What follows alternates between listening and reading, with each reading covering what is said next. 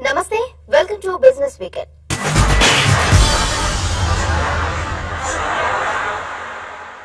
IKEA retail furnishing సమాజంలో తనకంటూ ప్రత్యేకమైన స్థానాన్ని సంపాదించుకున్న నెంబర్ 1 సంస్థ.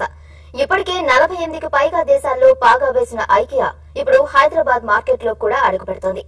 600 కోట్ల రూపాయల పెట్టుబడితో అతిపెద్ద కేంద్రాన్ని ఏర్పాటు చేయబోతోంది. అసెంబుల్ ఫర్నిషింగ్ అనే కొత్త కాన్సెప్ట్ ను ఇక్కడ జనాలకు పరిచయం చేయబోతున్న IKEA ఒక కొత్త అనుభూతిని అందిస్తామని ధీమాగా చెప్తోంది. స్వీడన్ నుంచి టీవీ అందిస్తున్న special report. IKEA ready to assemble furniture రంగంలో తిరుగులేని రారాజు. షూ ర్యాక్ నుంచి ఇంటికి కావాల్సిన మొత్తం సరుకు లభించే ఏకైక స్థావరం. 48 ప్రపంచ దేశాల్లో ఉన్న ఈ కంపెనీ ఇప్పుడు హైదరాబాద్ లో కూడా అడుగు పెట్టబోతోంది.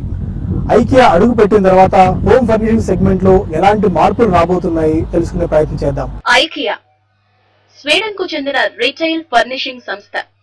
ఇంగ్వర్ కాంపార్ట్ అనే అతి సామాన్యుడు 70 ఏళ్ల క్రితం మొదలుపెట్టిన ఓ చిన్న వ్యాపారం ఇప్పుడు శాఖోపశాఖలుగా విస్తరించి 40 దేశాలకు పాకింది. ఏడాదికి 2.5 లక్షల కోట్ల రూపాయల ఆదాయాన్ని సంపాదించే IKEA ప్రపంచ ఫర్నిషింగ్ సెగ్మెంట్ లో లీడర్ అని నిస్సందేహంగా చెప్పొచ్చు. ప్రపంచ వ్యాప్తంగా వినియోగమయ్యే చెక్కలో 1% వాడే IKEA అదే స్థాయిలో అడవుల సంరక్షణను చేపడుతోంది. డెమోక్రటిక్ డిజైన్ పేరుతో అత్యంత నాణ్యమైన ఫర్నిచర్ అందించే IKEA ఏటా తన వస్తువుల ధరల్ని 2% వరకు తగ్గిస్తూ అందరినీ ఆశ్చర్యపరుస్తూ ఉంటోంది. అతి చిన్న వస్తువుల నుంచి ఇంటికి అవసరమైన మొత్తం ఫర్నిచర్ లభ్యమయ్యేలా విస్తృతమైన రేంజ్ ఏర్పాటు చేస్తోంది IKEA. ఇప్పుడు హైదరాబాద్ లో ఏర్పాటు చేయబోయే షోరూమ్ కూడా అంతర్జాతీయ ప్రమాణాలకు తగ్గట్లే ఉంటుందని సంస్థ చెబుతోంది.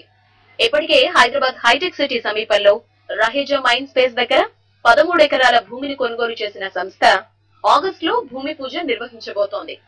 Telangana was chosen, Hyderabad in particular, as one of the 4 key cities for our first phase of expansion into India. So we were looking at Delhi, Mumbai, Bangalore and Hyderabad. On the same level, I would say. Then we learned more about Hyderabad and we saw the potential of the city. We also got great support from the authorities in Telangana that has made us really convinced that this is a good way. So now we're heading into Hyderabad full speed. We bought our first piece of land in India, in Hyderabad, and we'll soon come up with our first store in the middle of 2017. People today, for example, in India people love their homes. I have not been in a country where people love their homes more than India. It's so important. You're proud of your house, you'd say you meet your family. But home furnishing as such, how you decorate and so on, today it's very functional for us. It's quite, so we want to trigger the interest in home furnishing. And what an IKEA store will do with the way we sell things and the way we show things is that people get excited about their house. And the market will grow. So around an IKEA store, the competitors will actually have a big chance to flourish. Because not everybody wants IKEA things, but they will be interested in buying things for their house that they weren't before. So I can almost promise a growing home furnishing market where more players will flourish when an IKEA store comes. 2025 నాటికి భారత్ లో 25 షోరూంలను ఏర్పాటు చేయాలని IKEA లక్ష్యంగా నిర్దేశించుకుంది. హైదరాబాద్ తర్వాత బెంగళూరు, ఢిల్లీ, ముంబైలలో షోరూంల ఏర్పాటును ఎంచుకుంది. ఆ తర్వాత ద్వితీయ శ్రేణి నగరాలపై దృష్టి సారిస్తామని IKEA సంస్థ వెల్లడించింది. భారత మార్కెట్ పై మొత్తం 10,500 కోట్ల పెట్టుబడి పెట్టేందుకు సిద్ధమైంది. ఇండియాలో ఏర్పాటు చేయబోయే స్టోర్లలో ఫర్నిచర్ మార్ట్ సహా రెస్టారెంట్లు, ఫుడ్ మార్ట్లు, స్మాల్ అండ్ పేరుతో చిన్న పిల్లల ఆట స్థలాన్ని ఏర్పాటు చేయబోతున్నారు.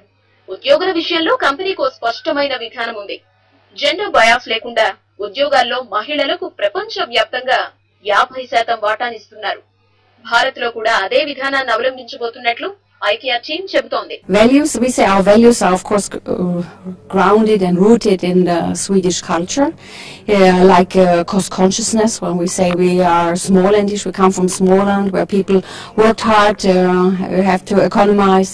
So we say there is a big root in our heritage.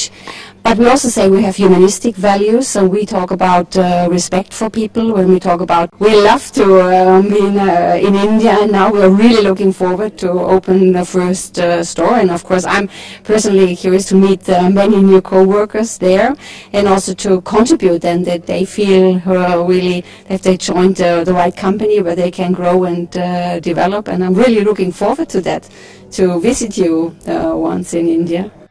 Bharat నుంచి 28 ఏళ్లుగా వివిధ టెక్స్టైల్స్, హ్యాండీక్రాఫ్ట్స్ ఉత్పత్తుల్ని IKEA దిగుమతి చేసుకుంటోంది. ఏడాదికి సుమారు 2500 కోట్ల విలువైన వస్తువుల్ని దిగుమతి చేసుకుంటోన్న సంస్థ 2020 నాటికి రెట్టింపు చేయాలని చూస్తోంది. ఇప్పటికే వరంగల్ నుంచి చేనేత వస్తువుల్ని తెప్పించుకుంటోన్న ఐకియా రాబోయే రోజుల్లో ఇక్కడి జనాలకు కూడా ట్రైనింగ్ ఇచ్చి దిగుమతుల్ని పెంచుకోవాలని భావిస్తోంది. Hyderabad, we are extensively working on the plan, looking at the store and nearby, and we work with the community around the store, I would say that more. Be it craft, we are in discussion also looking at with our existing enterprises to set up and look into the craft sector in the Hyderabad, because we know that they are really rich in terms of some of the weaving craft that we are already in discussion with. Food, as I mentioned, food is something which we feel that in that area itself, where we can look it from our store perspective. Social enterprises both at perishable level, both in terms of vegetables and fruits which our cafeteria will be using, but also some local ingredients and spice even which are range, depending on our range which we are allowed to sell it in the store. We are looking into the nearby Hyderabad vicinity to build up, the network with the social enterprises. I think the major difference is in the way the cotton is grown, the way cotton farming is done. And in the sustainable cotton, what we are promoting is to reduce the use of agro input in terms of pesticide, fertilizer, as well as water. Now what this does is, it takes less from the planet, you add less toxic into the planet, and by doing this, the farmer's gross margin improves because his costs are down. And that is what we are trying to achieve in the cotton from more sustainable sources. సాధారణ furniture సంస్థకు పూర్తి భిన్నంగా పనిచేసే IKEA కేవలం assembled furniture మాత్రమే అమ్ముతుంది. మొదట కొనుగోలుదారులు తమకు నచ్చిన డిజైన్లను ఎంపిక చేసుకుంటారు. ఆ తర్వాత వస్తువుల్ని ఇంటికి తీసుకొని వెళ్లి వాళ్లే సింపుల్ గా బిగించుకుంటారు. కష్టపడి మేకులు కొట్టుకోవడం, హెవీ డ్రిల్లింగ్ వంటి వాటి అవసరం లేకుండా సులువుగా ఫిక్స్ చేసుకునేలా ఐకియా ప్రొడక్ట్స్ ఉంటాయి. అదే వీళ్ల ప్రత్యేకత.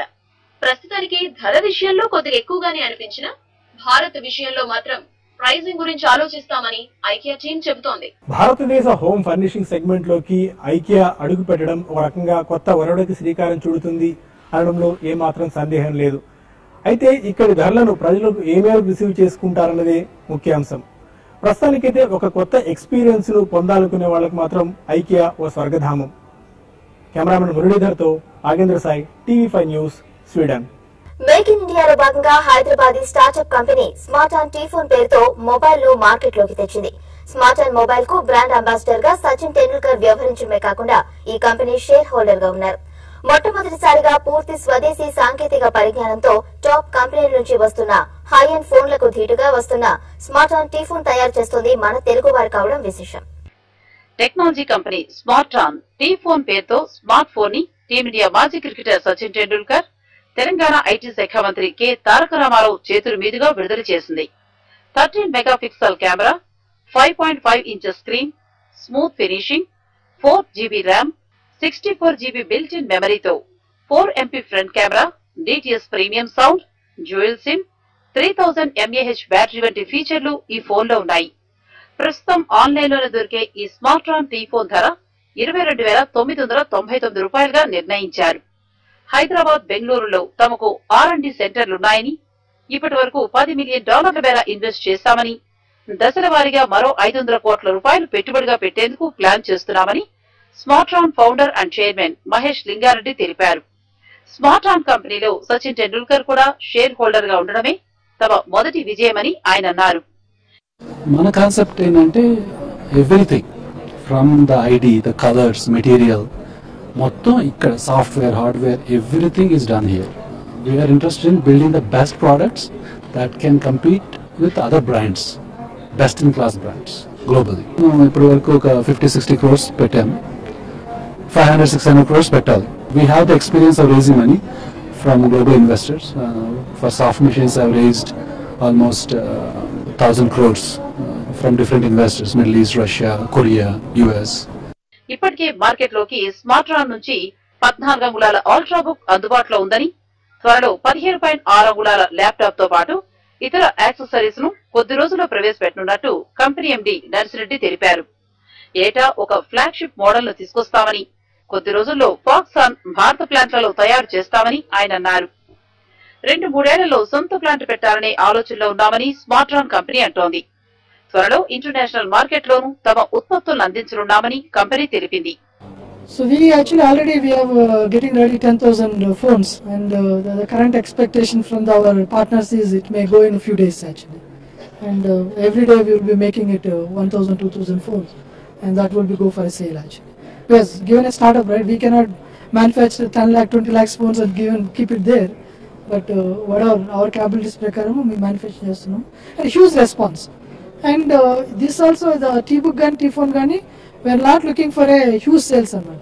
We want to sell it like 1 lakh or 20-30,000 and we want to stop it. And October, November we are doing a big launch, very big launch. We have a world greatest legend is Sachin. Sachin says that okay, I am using this phone. Now if you look at it, ekkadiki ella kuda tanu ipudu tan daggara unna laptop disesi T-book chestunnadu. Edo tanu dani kosam he really liked it. He was phone kuda naaku kavali ma wife kavalani teesukoni, he really like it. Right, see, the way marketing, it has to be revolution. త్వరలో home automation పరికరాలు, wifi వంటి IoT పరికరాలను ఇండియాలోనే ఉత్పత్తి చేసేందుకు స్మార్ట్రాన్ పక్కా ప్రణాళికలతో ముందుకు వెళుతోంది. ఒక స్టార్టప్ కంపెనీ అంతర్జాతీయ స్థాయిలో తమ ఉత్పత్తులను అందించే స్థాయికి ఎదగడం నిజంగా అభినందనీయం. బిజినెస్ వీకెండ్ లో ఇప్పుడు స్మాల్ బ్రేక్ తీసుకుందాం.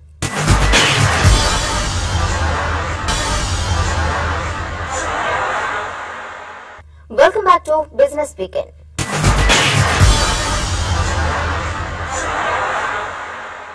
హెరిటేజ్ ఫ్రెష్ రీటైల్ స్టోర్స్ లో అమ్మే పండ్లన్నీ కార్బైడ్ రహిత రసాయనాలతో పండించినవని హెరిటేజ్ ఫుడ్స్ ప్రకటించింది. హైదరాబాద్, చెన్నై, కుప్పం, బెంగళూరులోని సమగ్ర ప్యాక్ హౌస్ లో 2008 నుంచి ఇథిలైన్ గ్యాస్ తో పండించిన పండ్లనే హెరిటేజ్ ఫ్రెష్ స్టోర్స్ ద్వారా విక్రయిస్తున్నట్టు కంపెనీ తెలిపింది. ఈ ఏడాది చివరి నాటికి తమ స్టోర్స్ సంఖ్యను పెంచనున్నామని హెరిటేజ్ చెప్తోంది. కాల్షియం కార్బైడ్ వినియోగించి మాగబెట్టిన పండ్లను తిన్నవారి ఆరోగ్యం దెబ్బతింటుంది అనే మాట ఈ మధ్య పదే పదే వినిపిస్తూనే ఉంది. జనం ఆరోగ్యానికి హాని కలిగించే కాల్షియం కార్బైడ్ వాడకాన్ని ప్రభుత్వం నిషేధించినప్పటికీ వ్యాపారులు ఈ ప్రమాదకరమైన పద్ధతిని అలాగే కొనసాగిస్తున్నారు. మెదక్ జిల్లాలోని ములుగు సమీపంలో ఉన్న తమ ప్లాంట్ లో పక్వానికొచ్చిన పండ్లను ఇథిలిన్ గ్యాస్ తో సహజ సిద్ధంగా ఎలా మాగబెడతారో మీడియాకు హెరిటేజ్ ఫ్రెష్ వివరించింది. సామాన్య జనం కాల్షియం కార్బైడ్ తో మాగబెట్టిన పండ్లను ఎలా గుర్తించాలో కూడా వివరించింది. ఫ్రూట్ యొక్క కలర్ చూడాలండి. ఫస్ట్ ఆఫ్ ఆల్ కలర్ ఎలాగున్నది, ఫ్రూట్ పైన ఖచ్చితంగా యూనిఫామ్ కలర్ కింద ఉన్నదా లేకపోతే ప్యాచెస్ కింద కలర్ వస్తుందా. అలాగే కనుక మనం ఇది చూస్తే మీకు మొత్తం అంతా యూనిఫామ్ కలర్ లో ఉన్నది ఫ్రూట్ పట్టుకున్న వెంటనే. అదే కనుక కార్బైడ్ తో ఉన్నదైతే కనుక కంప్లీట్ కలర్ ఉన్నా సరే మీకు ఖచ్చితంగానే ఎక్కడో దగ్గర గ్రీన్ ప్యాచెస్ కింద ఉండడం జరుగుతూ ఉంటది. అది ఒకటి ప్రథమంగా. రెండోది వచ్చేసి మనకి స్మెల్ చూస్తే కనుక, ఫ్రూట్ యొక్క స్మెల్ చూస్తే కనుక ఇథిలిన్ తో రైపన్ అవి ఉన్న ఫ్రూట్ అయితే కనుక ఖచ్చితంగా దానికి సహజంగా ఏదైతే స్మెల్ ఉన్నదో బంగినపల్లికి బంగినపల్లి లాగా లేకపోతే చెరుకు రసాలు కానీ ఆ యొక్క స్మెల్, ఫ్లేవర్, ఆరోమా కాస్త బయటికి మనకు వస్తూ ఉంటుంది ఖచ్చితంగా వాసన చేసినప్పుడు. అదే కనుక కార్బైడ్ తో రైపన్ అయిందంటే కనుక పైన చూడడానికి ఒక ప్లాస్టిక్ ఫ్రూట్ లా కనబడుతుంది తప్ప దానికి ఎటువంటి స్మెల్ రాదు. ఖచ్చితంగా ఇంకా కొద్దిగా పుల్లగా వస్తుంది, లేకపోతే కనుక కొద్దిగా కెమికల్ స్మెల్ వస్తూ ఉంటుంది. పైన కూడా పౌడర్ లా కనబడుతూ ఉంటుంది, లైట్ గా గట్టిగా కనుక కొద్దిగా పామి చూస్తే కనుక. మేజర్ ఈ డిఫరెన్సెస్ వల్ల మనము ఖచ్చితంగా ethylene ripen and carbide ripen fruits ని డిఫరెన్షియేట్ చేయొచ్చు. హెరిటేజ్ ఫుడ్స్ తమ హెరిటేజ్ ఫ్రెష్ రీటైల్ స్టోర్స్ మరింత విస్తరించేందుకు ప్లాన్ చేస్తోంది. ప్రస్తుతం 110 ఉన్న ఈ స్టోర్లను డిసెంబర్ నాటికి 170 స్టోర్లకు విస్తరించాలని యోచిస్తున్నట్టు heritage foods COO Anil Srivastava తెలిపారు. హైదరాబాద్ లో ప్రస్తుతం 61 ఉన్న ఈ స్టోర్ల సంఖ్యను డిసెంబర్ నాటికి 100కు పెంచబోతున్నట్టు ఆయన తెలిపారు. We are having 3 plants, ripening chambers. One is in Mulgu, one is in Mattam near Kuppam, one is in Chennai. One more plant we are putting in the Bangalore. Because safe food concept is getting popularized, so we also want to provide the customer at the safe food. Hyderabad around 61 is there. 61 is there, and Bangalore around 16 is there, and Chennai around 36 is there. Expansion plan is there. This year we are planning to touch 100 a year in Hyderabad itself by end of this financial year. Turnover was the retail around 450 crore plus. Retail food and retail. If we go heritage around 2000 crore plus. Every year we are growing 20%. Every year we are growing the pace of the 20%. All the division, dairy division, agri division, and retail division all together, both the division. తక్కువ రేటుకు వస్తున్నాయని వేలమిరిగా పండ్లను కొనకుండా కొంచెం జాగ్రత్తగా పరిశీలిస్తే carbide పండ్లను ఈజీగా గుర్తించవచ్చని నిపుణులు అంటున్నారు. So be careful, avoid carbide ripening fruits. Peanuts భయంతో ఈ వారం స్టాక్ మార్కెట్లు నష్టాలను చవిచూశాయి. సెన్సెక్స్ 0.7%, నిఫ్టీ 0.8% కరెక్షన్ కు గురయ్యాయి. స్మాల్ మిడ్ క్యాప్ సూచీలు 1% పైగా నష్టపోయాయి.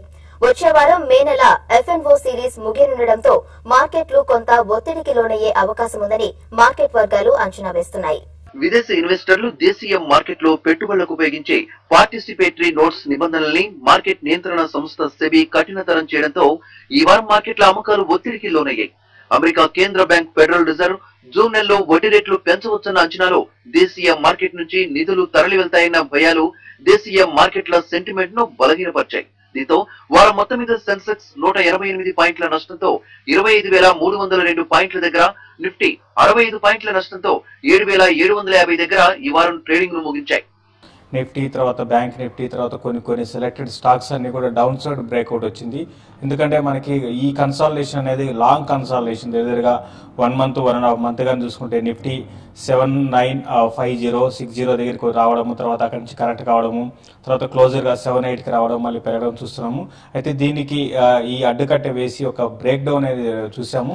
కాబట్టి బ్రేక్ డౌన్, ఎందుకంటే ఇన్ని రోజులు కన్సాలిడేషన్ తర్వాత ఒక బ్రేక్ డౌన్ వచ్చింది కాబట్టి ఇక్కడ నుంచి ట్రెండ్ అనేది డౌన్ ట్రెండ్ గా మనం పరిగణించవచ్చు.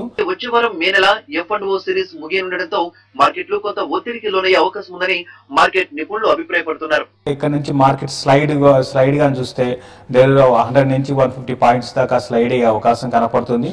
ప్లస్ ఈ బ్రేక్ డౌన్ కూడా F&O క్లోజింగ్ మనకి ఇంకా జస్ట్ ఒక 4-5 ట్రేడింగ్ సెషన్ ఉన్నప్పుడు రావడం చూసాము. బట్ దీనివల్ల ఏంటంటే ఇంకా ఫర్దర్ గా లాంగ్ పొజిషన్స్ అన్వైండింగ్ అనేది నెక్స్ట్ ఫ్యూ ట్రేడింగ్ సెషన్ లో రావడానికి అవకాశం ఉంటుంది. ఇండివిజువల్ స్టాక్స్ విషయానికి వస్తే కొన్ని స్టాక్స్ ని బై అండ్ డిప్స్ గా చెప్పొచ్చు. అందులో భాగంగా G1 మంచి రిజల్ట్ అనౌన్స్ చేసినాక స్టాక్ లో ఒక మేజర్ అప్ ట్రెండ్ వచ్చింది. ఈ అప్ ట్రెండ్ ఈ సిరీస్ మొత్తం కూడా కొనసాగే అవకాశం ఉంది. డిప్స్ వచ్చినప్పుడల్లా జీని బై చేసుకోమని చెప్తాను. స్టాప్ లాస్ క్లోజర్ గా 420 దగ్గర పెట్టుకోవచ్చు. అదేవిధంగా HDFC ఒకటి కూడా చాలా స్ట్రాంగ్ గా ట్రేడ్ అయింది ఈ సిరీస్ మొత్తము. ఇది కూడా ఇంకా ఫర్దర్ గా పెరిగే అవకాశం ఉంది. సెల్ అండ్ రాలిస్ స్టాక్స్, ఇంకొక స్టాక్ విషయానికి వస్తే రిలయన్స్ ఇన్ఫ్రా ఒకటి ఈ సిరీస్ లో మనం చూస్తే 520 పైన సస్టైన్ కాలేక బాగా వీక్ అయిపోయిందని చెప్పొచ్చు. ఈ స్టాక్ ని కూడా 522 దగ్గర స్టాప్ లాస్ పెట్టుకొని సెల్ చేయమంటాను. 490 and 486 దాకా నెక్స్ట్ ఫ్యూ డేస్ లో రావడానికి అవకాశం కనపడుతుంది. తర్వాత టాటా స్టీల్ ఒకటి కూడా సెల్ అండ్ ర్యాలీస్ గా చెప్పొచ్చు. దీనికి ర్యాలీస్ లో సెల్ చేయమంటాను. 326, 328 లెవెల్స్ కి వచ్చినప్పుడు సెల్ చేస్తే 320 దగ్గర దాకా అది కానీ బ్రేక్ అయిందంటే 308 దాకా రావడానికి అవకాశం ఉంది. స్టాప్ లాస్ విషయానికి వస్తే 340 దగ్గర స్టాప్ లాస్ పెట్టుకోమంటాను. తర్వాత ఇన్వెస్ట్మెంట్ విషయానికి వస్తే ఫెర్టిలైజర్ స్టాక్స్ లో ఫెర్టిలైజర్ సెక్టార్ కూడా కొంచెం బాగుండే అవకాశం ఉంది. ప్లస్ సెంటిమెంట్ అనేది మాన్సూన్ కి కొంచెం అనుకూలంగా ఉంది అని మనకు వార్తలు రావడం చూస్తున్నాము. కాబట్టి మంచి రిజల్ట్, మొన్నటి రిజల్ట్ బాగా అనౌన్స్ చేసి తర్వాత ఓవరాల్ గా ఫెర్టిలైజర్స్ సెక్టర్ లో వాల్యుయేషన్స్ లో అట్రాక్టివ్ ఉన్న GNFC Gujarat Narmada valley fertilizers కంపెనీని లాంగ్ టర్మ్ కోసం బై చేసుకోమని చెప్తాను. 2-3 బయింగ్ ప్రైస్ పాయింట్ పెట్టుకోమంటాను. గ్లోబల్ మార్కెట్ల ట్రెండ్ కు అనుగుణంగా మార్కెట్లు కదలాగే అవకాశం ఉందని, పీనోట్స్ భయాలు, US ఫెడ్ వడ్డీ రేట్ల పెంపు వార్తలతో మార్కెట్లు ఒడిదుడుకులకు లోనయ్యే ఆస్కారం ఉందని నిపుణులు అంటున్నారు. ఇవి ఈ వారం బిజినెస్ వీకెండ్ విశేషాలు. వచ్చే వారం మరిన్ని బిజినెస్ వార్తలతో మళ్ళీ కలుద్దాం. చూస్తూనే ఉండండి TV5.